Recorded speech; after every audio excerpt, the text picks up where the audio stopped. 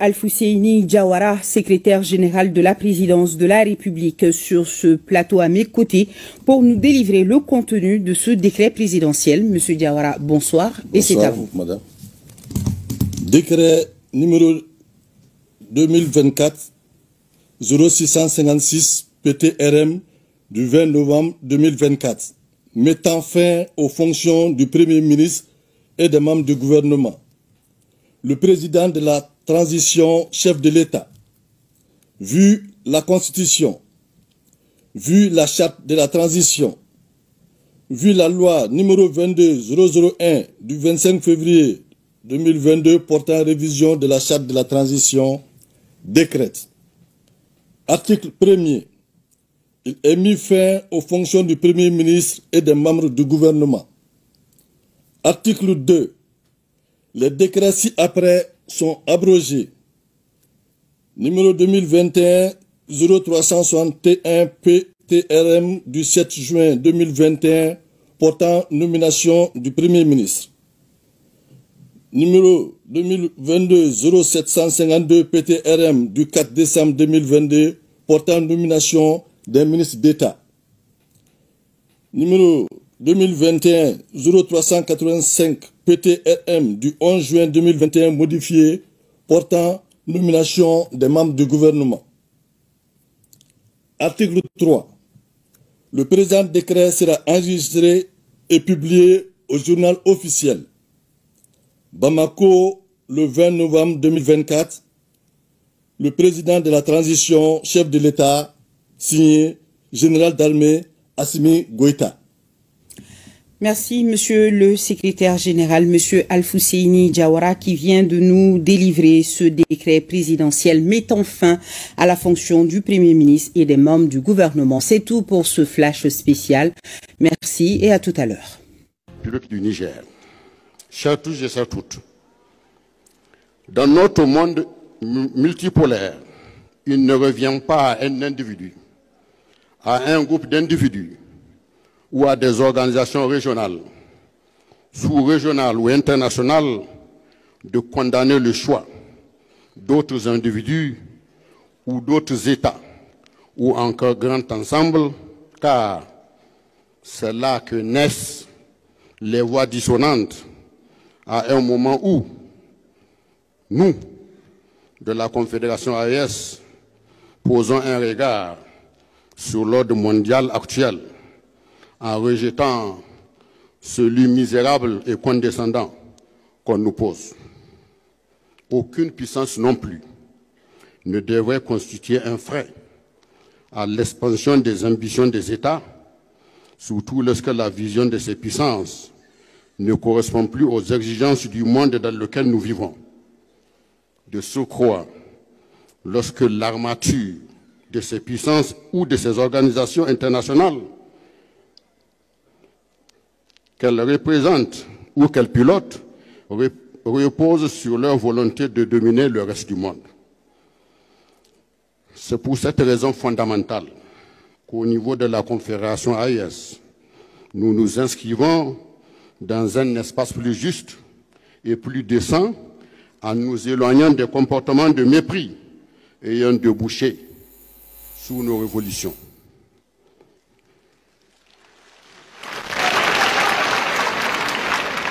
Nous avons décidé de ne plus subir les pesanteurs du néocolonialisme à travers certaines multinationales qui en sont les relais.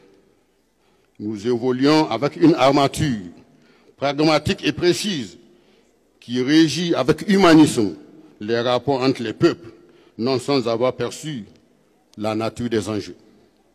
Aucune puissance, ni aucune organisation ne peut empêcher à la Confédération AES de promouvoir l'intérêt de ces peuples dans l'optique de ses ambitions et de la manière dont elle perçoit l'orchestration des rapports de force et des enjeux multiples et complexes de l'heure.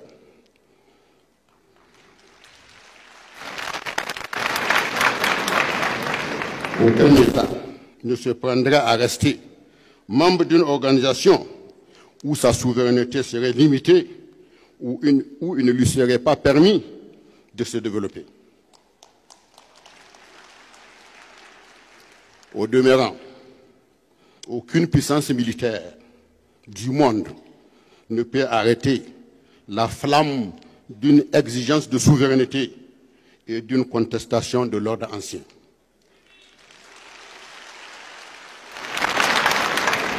Tout comme aucune forme de menace ou d'intimidation ne peut exterminer la cause d'une lutte et d'autres causes qui, elles, reposent sur une nouvelle articulation des rapports entre la Confédération AES et les autres organisations. Dans ce processus, on ne peut quantifier la colère des peuples, ni leur frustration. Du coup, on ne peut non plus quantifier leur détermination. Ces trois éléments fondamentaux, ceux d'en face, doivent désormais les intégrer dans toute leur conception. Il s'agit d'un processus irréversible, conscient et historique. Remercions et félicitons nos peuples qui ont été à la hauteur de cette haute conscience en prenant en charge leur rôle historique. Chers tous et chères toutes, pour finir, remarquez que depuis le clenchement des révolutions dans les États de l'AES, la gestion des régimes militaires, en termes d'expérience concrète, est sans égal. Je vous remercie.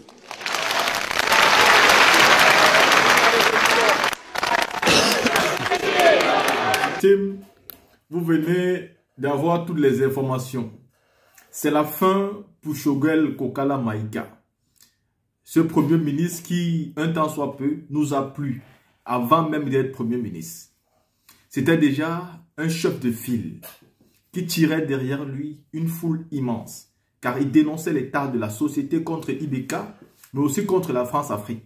Il était résolument du côté du peuple. Et après cela, il a été appelé par ceux qu'on considère comme des putschistes par l'Occident. Il a travaillé avec eux et s'est même transformé en leur porte-parole. Nous avons vu en lui un homme dynamique, un homme déterminé, parce que ça avait une impression de joindre l'acte à la parole. Il a quitté de celui qui dénonçait tous les jours et qui prônait une idée, et à celui qui mettait en action cette idée. Le chef du gouvernement, c'était lui. Mais à notre grande surprise, il faut le dire clairement, parce qu'il y a des gens qui disent il ne faut pas attaquer le premier ministre Choguel Kokala Maïga. J'ai envie de vous dire oui, on ne doit pas l'attaquer. On doit donc faire quoi? On ne dit pas qu'il a tort forcément.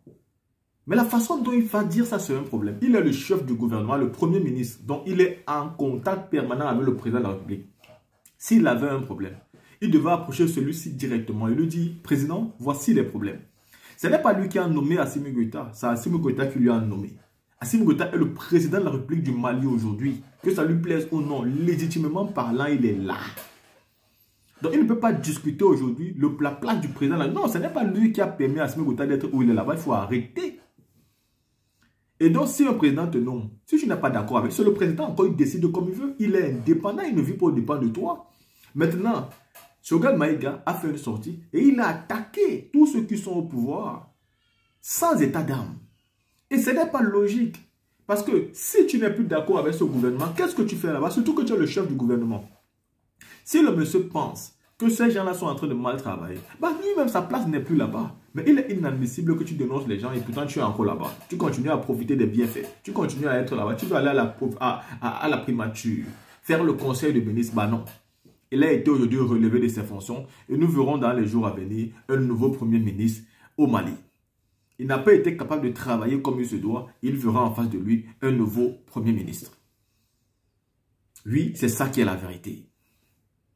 Choguel Kokala Maïga a eu seulement ce qu'il méritait. Parce que même s'il peut avoir raison, je ne dis pas qu'il a raison, je dis même s'il pouvait avoir raison, le lieu où il devait le dire, l'endroit n'était pas nécessaire. On partait là-bas pour fêter les 1 an de la récupération de Kidal. Pourquoi se servir de ça pour parler? Ce n'est pas normal. Ce n'est pas normal. On a eu l'impression d'avoir quelqu'un qui a soif du pouvoir, la boulimie du pouvoir. Il veut tout coup devenir président de la République. Et là, ce n'est pas un problème. Mais nous allons dire ici, au docteur Choguel Kokala Maïga, même si, monsieur l'ancien premier ministre, que vous voulez devenir président au Mali, vous aurez en face de vous Assimi Goïta, qui sera aussi un candidat, parce que c'est aussi un Malien comme tous les Maliens.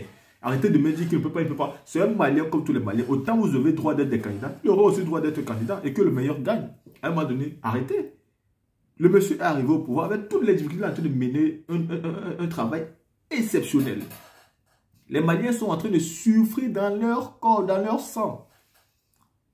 Et si toi tu as un problème, au lieu d'approcher ton frère, ton président, celui qui t'a nommé pour lui dire, monsieur le président, je ne comprends pas tel sorte de problème, tu vas à la place publique, tu vas crier, bah il faut arrêter. Ceux qui soutiennent ça, non, il faut arrêter. Même s'il a raison, la façon de s'exprimer là, c'est une humiliation pour le Mali. Parce qu'il a jeté le Mali à la verdict populaire. Et regardez aujourd'hui que ce sont les chaînes internationales qui sont en train de prendre l'affaire et de parler.